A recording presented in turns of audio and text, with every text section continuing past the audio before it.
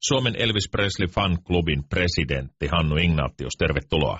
Kiitoksia. Mutta nyt on ilmestymässä ihan suomalaista tuotantoa oleva kuvakirja. Hannu, kerro vähän tarkemmin, mistä kuvakirjasta on kyse? No se onkin sitten semmoinen laajempi asia kerta kaikkiaan. Ensinnäkin sanotaan näin, että peruslähtökohtaisesti se on ensimmäinen suomalainen Elvis-kuvakirja ikinä. Eli aiemmin on tullut Suomessakin Elvis-kirjoja suomennettuna ja muuten näin, mutta kuvakirjapuolella tässä ollaan ensimmäistä kertaa pappia kyydissä. Ja se tarkoittaa sitä, että kuvaaja ei suinkaan ole suomalainen, koska Elvis ei tietojemme mukaan tuntenut niin tarkkaan ja hyvin suomalaisia, että ihan kuvakirjan saakka olisi kuvia saatu otettua, mutta kerropa tarina, kuka on niiden kuvien takana? Kuvien takana on Elviksen virallinen kiertuevalokuvaaja ja kiertueen manageri 70-luvulta, mies nimeltään Ed Bonnia, joka aikanaan tuli Elvis-kuvioihin mukaan vähitellen enonsa Tom Diskinin kautta, ja Tom Diskinhän oli taas Eversti Parkerin oikea käsi. He olivat perhetuttuja, Diskinin ja Bonnian perhe jo 50-luvulla, ja sieltä kautta tämmöinen tuttavuus niin kuin juonsi juurensa. Pitivät yhteisiä perhejuhlia ja muita näin poispäin. Ja sitten käänteentekevä tietyllä tavalla tässä tarinassa on se kesän 64 tapaus, kun Eversti Parker soitti Ed Bonnialle ja sanoi, että tulepas hänen assistentikseen, tai enonsa assistentiksi, tämän Tom Diskin assistentiksi, Girl Happy-elokuvan kuvauksiin. Mm-hmm. Ja silloin esimerkiksi niin Ed ja Elvis tapasivat ensimmäisen kerran. Se oli ihan tämmöinen statistin homma, jotain pientä puuhastelua siinä 19-vuotias poika teki ihan into piukalla. Se oli niin kuin se juttu. Eli meilläkin tässä kuvakirjassa, sanon sen tähän väliin, niin on vähän niin kuin teemana Eddie huomioiden, että my 50 years with Elvis, koska nyt ensi kesänä tulee 50 vuotta tästä tapauksesta. Siinä tavallaan peilataan sinne 50 vuoden takaisin tapahtumiin.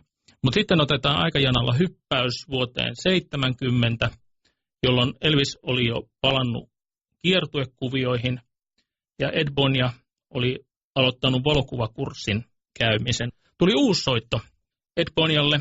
Langan päässä oli Eversti Parker ja sanoi, että sinähän kun harrastat sitä valokuvausta, niin mitäs sanoisit, jos hän pyytäisi sinua mukaan kiertuekuvioihin, että saat ottaa niin paljon kuvia missä tilanteessa tahansa ja olet yksi osa tätä kiertueorganisaatiota ja Ed kokeili sitä hommaa ja sehän oli naula mikä veti, niin kuin sanotaan. Ja kun elokuussa 70 kuvattiin tämä Elviksen ensimmäinen dokumentti, That's the way it is, niin heti sen jälkeisellä syyskuun kiertueella Ed Bonnia oli jo kameroineen mukana. Ja siitä sitten homma vyöryi vuosi toisensa jälkeen aina kuuluisan Aloha-satelliittikonsertin kautta toukokuulle 77, jolloin Ed Bonnia sitten jätti nämä sekä kiertuemanagerin tehtävät, joihin hän oli siinä samassa yhteydessä niin kuin näppinsä pistänyt tai ajautunut, ja sitten myöskin nämä kuvaushommat, jos ollaan taas ihan tarkkoja, niin hän lopetti kesäkuussa 75, koska hän omien sanojensa mukaan halusi odottaa vielä sen verran, että Elvis tulisi taas vähän niin kuin slimakammaksi ja paremman näköiseksi, kun siellä rupesi olemaan pieniä semmoisia pönäköitymisoireita ilmassa, mutta toki senkin kuun 75 kuvat on ihan vetreitä ja hyviä.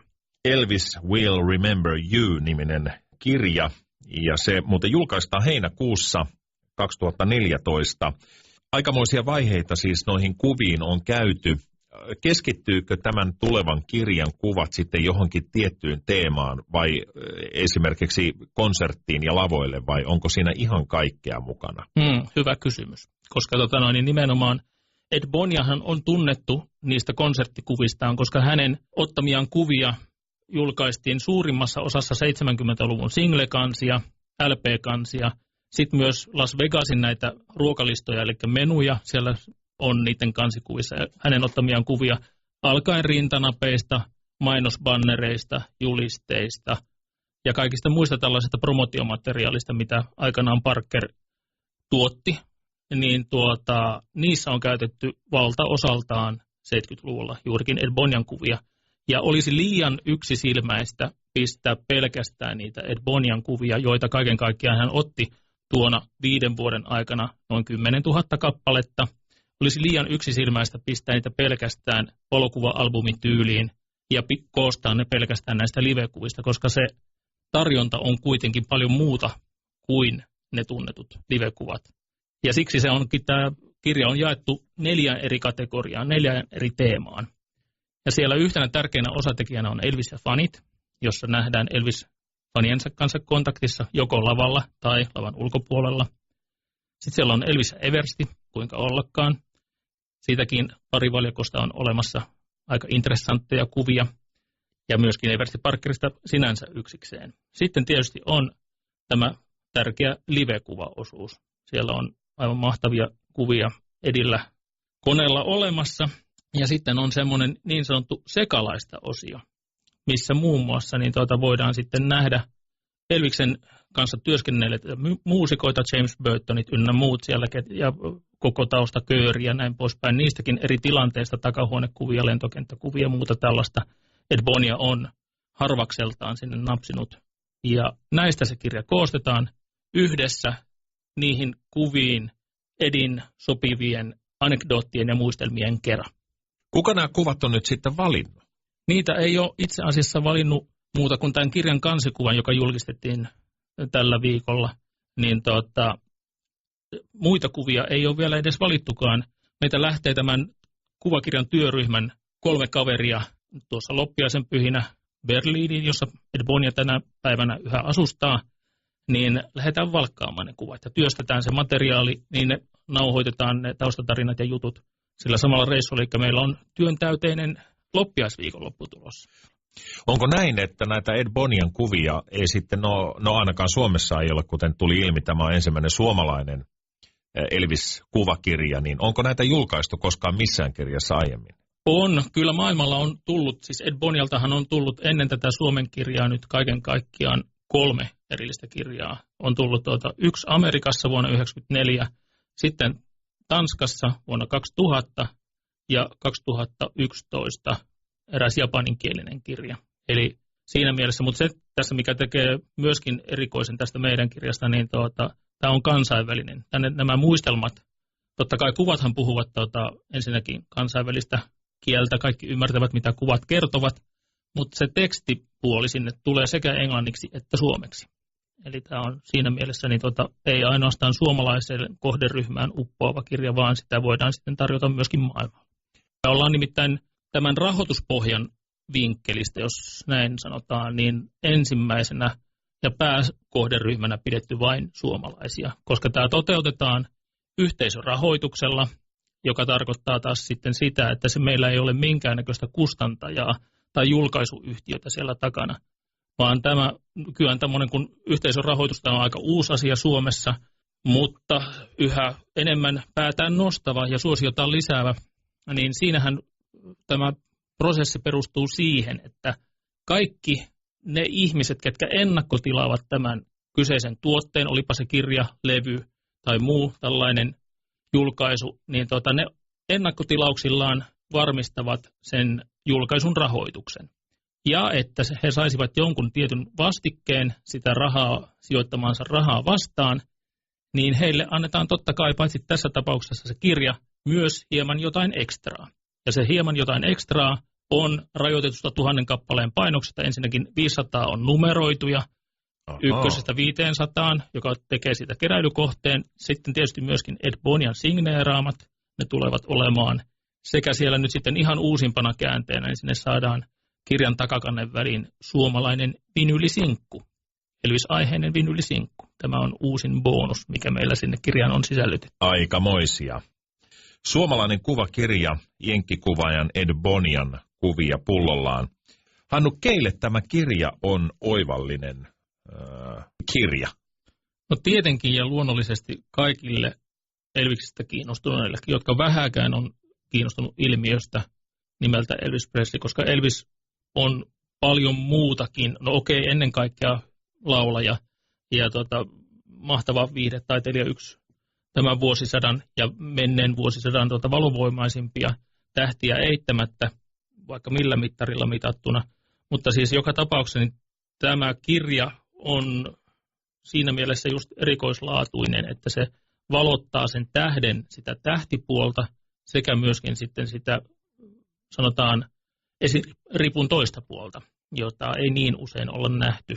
Niin se mun mielestä tässä mielessä niin sopii ihan tosiaankin kaikille, ketkä vähäkään rahtusenkaan verran on Elviksestä kiinnostunut ennen kaikkea näiden tarinoiden ja tarinoihin liittyvien kuvien vinkkelistä. Ja jos siellä on esimerkiksi, sanotaan nyt tällaisia näinä aikoina firmoja, jotka miettii esimerkiksi, että mitäpä hommaisi niin kuin liikelahjaksi tai muuta tällaista, niin tämä on oiva niin liikelahja. Ja sitten myöskin, kun tänä päivänä muun muassa tykypäivät ja virkistyspäivät on firmoissa aika lailla kova sana, että järjestetään jotain semmoista yhteisöllistä tekemistä, niin meillä on myöskin niin tämän yhteisrahoituksen puitteissa tammikuun 8. päivään asti mahdollisuus hommata yksittäisiä näyttelylippuja vaikkapa tämmöiselle virkistysporukalle tai tykyporukalle sinne ensikesän valokuvanäyttelyn yhteyteen. Eli tässä on niin kuin monet eri vinkkelit katettu tällä. Kuinka inhimillisen kuvan tämä kuvakirja tulee Elviksestä antamaan? Sanoisin, että hyvinkin inhimillisen, koska Elvishän oli ihan kurko silloin, kun se oli lavalla. Siis siitä oli oksat pois ja vähän latvaakin. Se oli siis ihan oikeasti temperamenttinen kaveri ja tiesi koko ajan, miten sekä yleisö että koko paletti pidetään niin kuin hanskassa. Mutta joka tapauksessa niin se antaa siinä mielessä inhimillisen kuvan, että siellä nähdään muun muassa tätä fanikontaktia ja sitten tietyn näköistä pilkettä silmäkulmassa kujeilua, jopa Eversti Parkerin kustannuksella ynnä muuta tällaista. Ja sitten tietysti se sekalaista osasto, johon tuossa alkupuolella viittasin, on se juttu, että siellä nähdään niin kuin sitten tätä aihetta, ylipäätään tätä kiertueelämä- ja viihdemaailman aihetta likiliippaavia kuvia. Eli se mun mielestä on yksi semmoinen täky siellä, joka kannattaa muistaa. Ed Bonia hyvänä tarinankertojana ja anekdoottien pudottelijana, niin hänellä, kun me saadaan vaan nyt tallennettua ne oikeisiin kuviin oikeanlaiset hyvät jutut sinne, niin se tekee siitä vielä niin kuin semmoisen helmemmän siitä kirjasta, koska Ed Bonia niin on sanonut esimerkiksi, kun hän oli näyttely kesällä 2007 Kotkassa, Kotkan valokuvakeskuksessa samassa paikassa itse asiassa, missä tämäkin tuleva näyttely tullaan pitämään, niin hän aikanaan sanoi siellä Helsingin Sanomien toimittajalle, mun mielestä kun siellä niin kuin oikein lypsettiin sitä, että no minkälainen mies se oli tämä Elvis ja oliko se nyt semmoinen ja tämmöinen ynnä muuta, ja istuin siinä Edin vieressä nahkasohvalla ja niin Ed pudotti sen toimittajan hyvin siitä pallilta sillä hetkellä, kun se mies, siis Ed, kääntyi minuun päin ja sanoi, että Elvis oli niin kuin Hannu tässä vieressä, hyvin tavallinen, ei mitään diivan elkeitä. He was just like Hannu here. Ja mulla oli silloin, mä rupesin ihan niin kuin oikeasti tärisemään, koska totta kai olen mielessäni muodostanut oman mielikuvan Elviksestä, mutta sitten kun se tulee kiertuevalokuvaajalta, joka on nähnyt monta vuotta ollut siinä ytimessä ynnä muuta, niin totta kai hänkin sen tietää. Ja kun kerta kysytään, niin että minkälainen sinun mielestäsi Elvis oli, niin se oli aika pudottava vastaus. Elvis-asiantuntijalle varmaan aika huikea hetki tulla verratuksi itse kuninkaaseen. No joo, olihan se ihan mairittelevaa. Mainitse vielä, mistä nyt jos kiinnostaa se ennakkotilaaminen, niin miten se on mahdollista? Toki.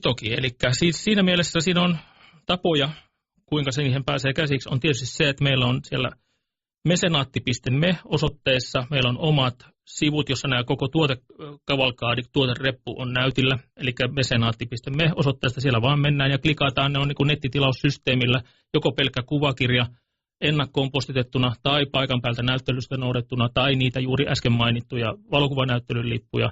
Tai sitten esimerkiksi, jos tämä nettimaksaminen nyt joillekin nyt on semmoinen, joka ei nyt niin miellytä, vähän kaihertaa ja häikkää, niin sitten vaan ihan elviskotka@hotmail.com, niin sillä sähköpostiosoitteella perille toimitetut sähköpostit sinne meidän Kotkan alajaostolle takaavat sen, että saat sen tehtyä sen ennakkotilauksen laskulla.